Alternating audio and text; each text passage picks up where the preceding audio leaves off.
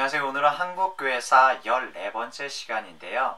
오늘은 1930년대부터 1950년대 이 역사와 기독교의 모습을 한번 살펴보도록 할게요. 우선 먼저 역사적인 배경을 한번 살펴보면 이 일제의 제국주의적 야심이 확대가 되어지는데요. 이 세계적인 대공황을 거치면서 일제의 제국주의적 야심이 확대가 되어지는데요. 이 초기 일제의 동화 정책으로 일본화 정책이 있는데 1931년 만주 침략, 1932년 상해 침공, 황국 신민화 정책으로 발전되어지는데요. 황국 신민화 정책을 이루기 위해 신사참배, 궁성요배, 황국 신민서사 제창 등 창시개명, 일본어 사용 등을 강요하게끔 되어지고요. 한반도의 병창기지로 이용되어 대륙으로 수송할 수 있는 기점으로 우리나라가 사용되어지게끔 되어지고요. 그리고 이 일제의 신사참배가 강요되어지는데요. 이 천황제 이데올로기를 주입시키기 위한 싱싱조작에서 나온 국민의식 통제책인데요. 1930년대 조선을 대륙 침략을 위한 병창기지로 삼고 황민화와 전쟁 협력 강요를 위한 논리로 내선일체를 강력하게 추진하는데요. 이 내선일체라는 것이 무엇이냐면은 한국 민족은 일본 민족과 운명을 같이 하는 일본 민족의 일부라는 주장인데요. 그리고 일본의 이 신도를 우리나라에 국교화하려고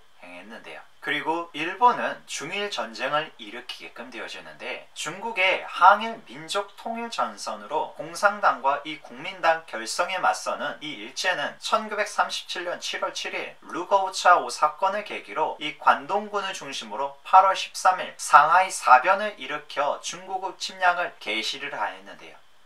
합작에 중국군을 격파하고 12월 난징을 점령한 후에 난징 대학살을 벌이게끔 되어지는데요. 한국인의 황민화가 따르는데 1938년 조선 교육령을 개정을 하고 1938년 육군 지원병 제도를 도입하고 국민정신 총동원 조선연맹을 결성하게끔 되어지고 우리나라의 많은 사람들을 일본군에 강제로 끌어가게끔 되어지는데요. 그리고 1940년에는 창씨개명을 통하여서 우리나라 한국민이 갖고 있었던 이 성을 버리게끔 되어지고 대신 일본의 성을 따르게끔 되어지는데요. 여기에 불복할 경우에는 이 사회적인 많은 제재를 당하고 또한 교육의 현장에서는 내어 쫓기게끔 되어지는데요.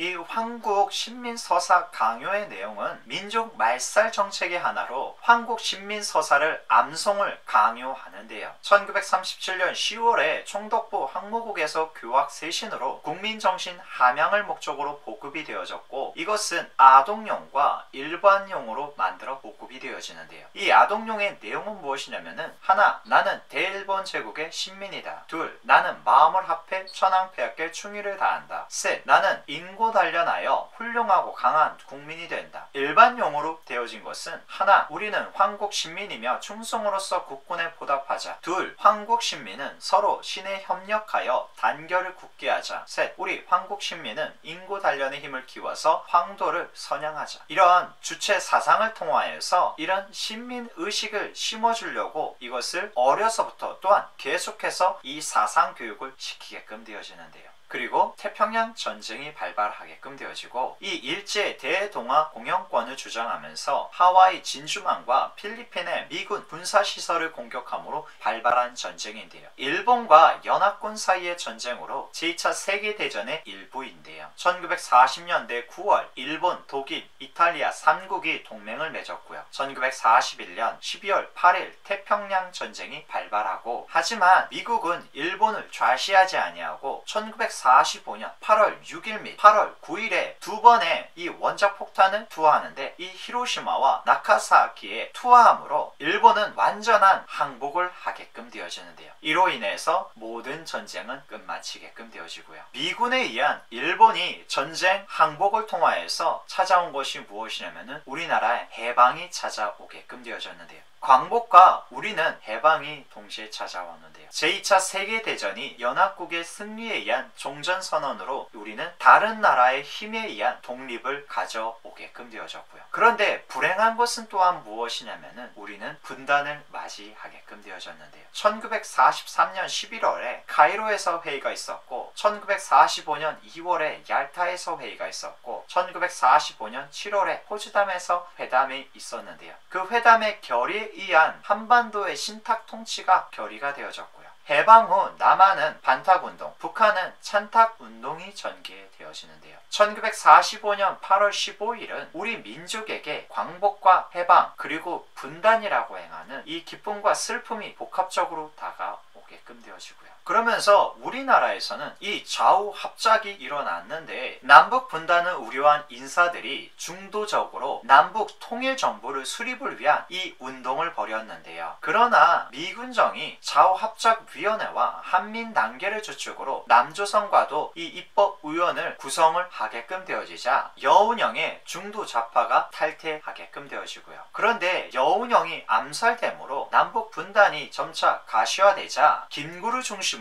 민족자주연맹이 통일정부 수립을 위해서 노력을 하였는데요. 그러나 김구 역시 암살됨으로 좌우 합작에 의한 이 통일정부 구성은 수포로 돌아가게끔 되어지고 지금까지 우리는 분단의 국가를 살아오고 있는데요. 대한민국 정부가 수립되어지는데요. 1948년 8월 15일 38섬 이남에서는 이 대한민국 정부가 수립이 되어졌고 같은 해 9월 9일 이북에서도 조선민주주의인민공화국이 수립이 되어지는데요. 반민족 행위자 처벌법과 반민족 행위 특별조사위원회 이 설치가 1949년에 있었는데요. 이것은 일제 잔재 청산을 위한 법과 위원회를 구성하자는 것인데 그러나 친일파의 거센 저항으로 결국 무산됨으로 인해 이 지금까지 논란이 있게끔 되어지는데요. 그리고 우리나라에는 또다시 큰 아픔이 찾아오는데 6.25 전쟁이 일어나게끔 되어지는데요. 이 소련과 중국의 지원을 약속받은 북한이 1950년 6월 25일을 기해서 남침을해에서 강행하는데요.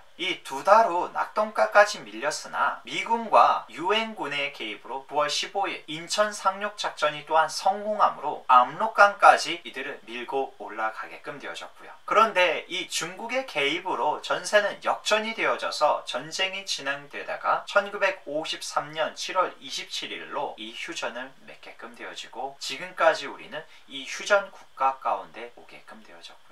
우리가 기독교의 실현의 모습을 한번 살펴보면 이 일제 탄압 가운데 1930년대 중반부터 일제는 노골적으로 대륙 침략의 일환으로 기독교를 탄압하는데요. 그 대표적으로 이 신사참배가 강요가 되어지는데 이것은 향후 한국 기독교의 모습을 결정하는 중요한 이슈가 되어졌는데 특별히 장로교 분열의 단초가 되어졌는데요. 일제 아래서 한국 기독교는 저항 아니면 전향의 이 양자택일의 위기에 놓이게끔 되어졌고요. 그리고 우리가 또한 살펴볼 것은 무엇이냐면은 공산당의 핍박인데요. 1920년대 기독교는 이 사회주의에 대해서 제대로 대처하지 못하고 인식하지 못하였는데요. 해방 후 공산주의의 핍박은 기독교가 친미 반공적 성향으로 경도되는 그런 계기가 되어졌고요. 이런 성향은 지금까지 우리 한국 보수적 기독교 안에 계속 계승되어져 오고 있고요. 이 신앙 형성에 대하여서 한번 그 모습을 살펴보면 이 기독교의 일제 탄압과 공산당의 핍박은 외적으로는 많은 시련과 고통을 안겨주었고요. 그렇지만 이 신앙의 순수성과 친미, 반공적 신앙 형성에 많은 영향을 주게끔 되어지는데요. 우리가 그러면은 이 일제 기독교 탄압의 이유를 한번 살펴보게끔 되어지면은 이 천황숭배와 신사신앙을 축으로 하는 일제 정치, 종교, 문화적 이데올로기가 기독교와 조화, 공존할 수 없었기 때문이었고요. 두 번째로 한국교회가 민족운동과 연계된 이런 배일적인 세력이었기 때문에 그리고 세 번째로 기독교가 선교사들을 매개로 그들과 영국, 미국 등 서구 제국과 연결되어 있어서 강압적 통제가 쉽지 않았기 때문인데요. 이 일제는 1938년 기독교에 대한 이 지도 대책을 마련하여 탄압과 회유로 그들의 시책에 순응하는 이 국체에 적합한 이 예수교를 만들려고 했는데 거부한다라면은 처벌하였고요.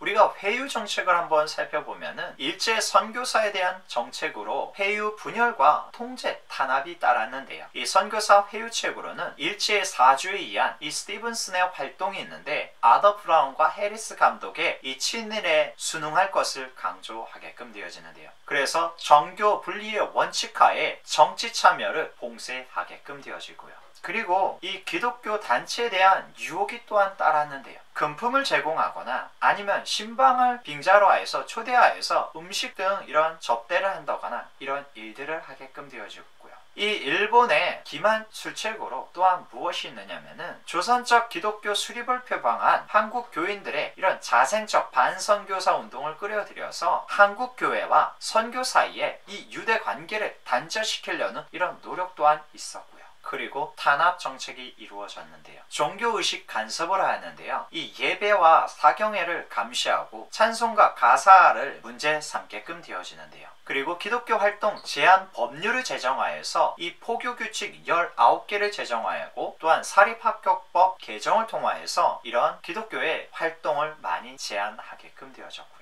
우리가 이렇게 1930년대부터 1950년대까지 역사와 기독교에 대해서 한번 살펴봤는데요. 이때는 많은 탄압이 있었었고 일제가 태평양 전쟁을 벌이면서 미군에 패하게끔 되어지고 그러면서 우리나라는 해방을 이루었는데요.